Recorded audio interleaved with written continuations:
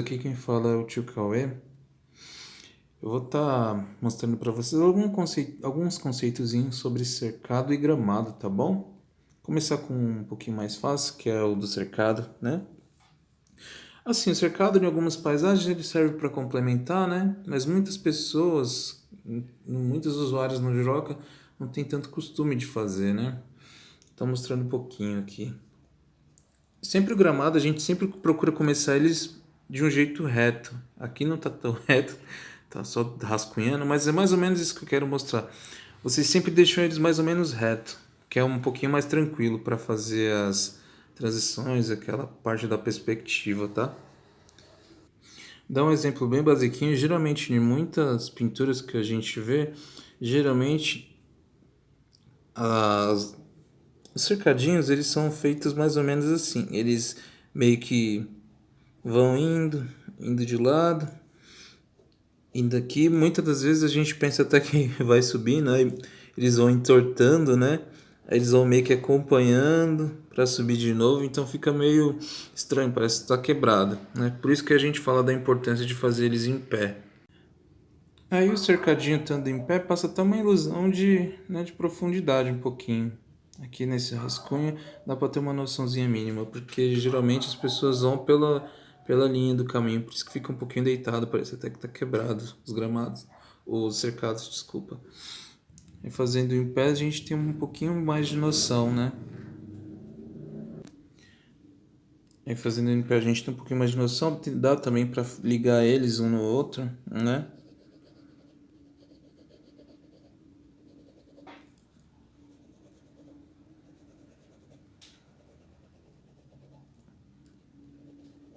Não vou fazer com todos, né? Vou deixar mais esses daqui para demonstração.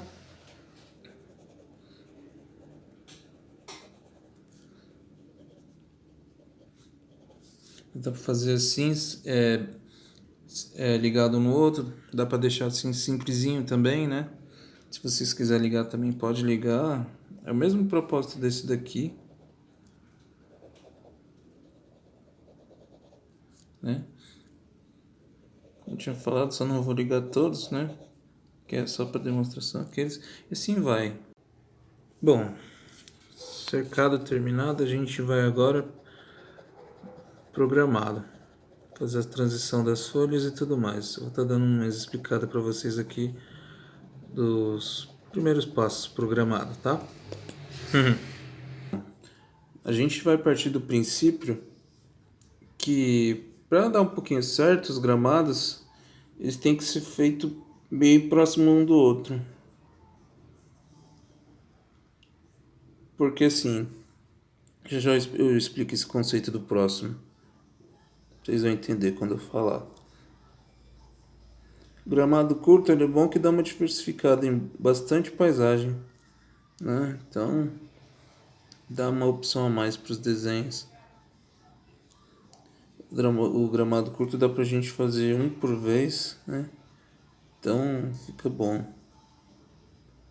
Partindo sempre desse conceito de uma linha perto da outra.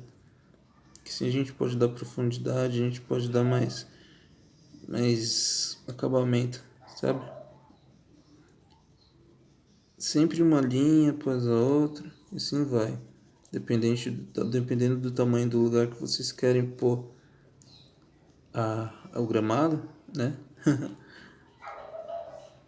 Eu vou preencher aqui para vocês verem como é que fica. Aqui, preenchi mais um pouco, para vocês terem ideia um pouquinho de como é um gramado um pouquinho mais cheio, né?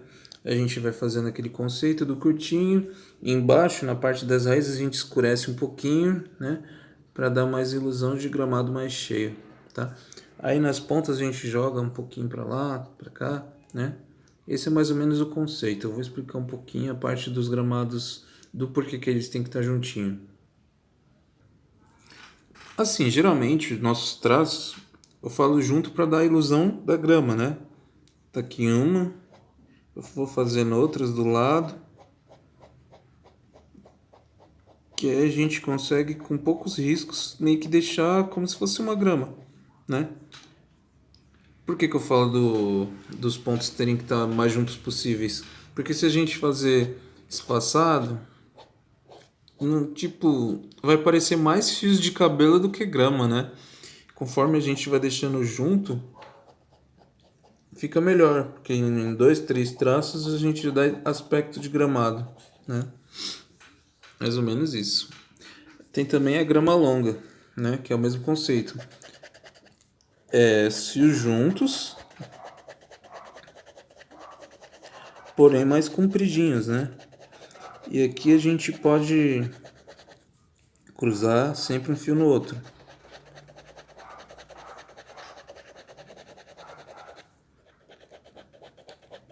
A gente pode deixar uns espaçamentos mínimos no gramado longo, né? Que dá a aparência daqueles gramadinhos que ficam nas beiradas das paisagens, sabe? A gente joga umas folhas dispersas para cima, para baixo, para dar esse tom. Embaixo a gente pode deixar mais preto, que nem eu tinha explicado, o gramado de cima. Mais ou menos desse estilo. Que aí vamos supor que fica a paisagem aqui e aqui como se fosse o canto da tela, né? Um gramadinho.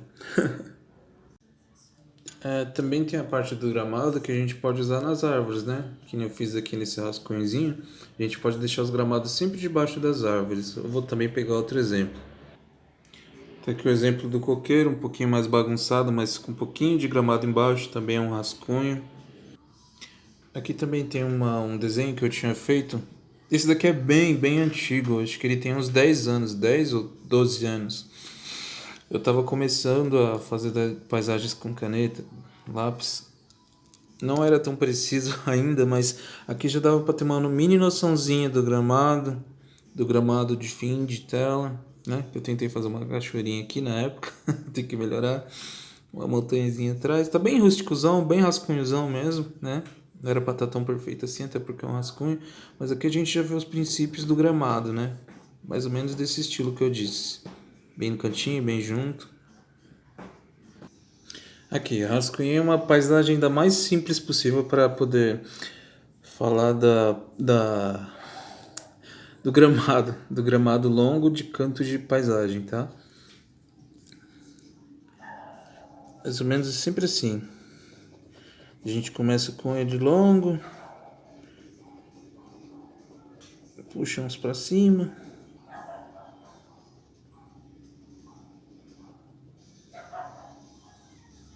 Aqui, pronto.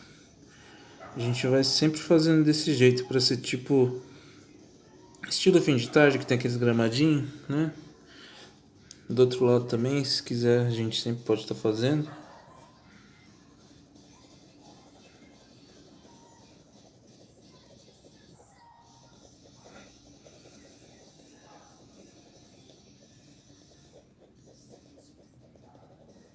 Fundo preto, folhinhas esparsas.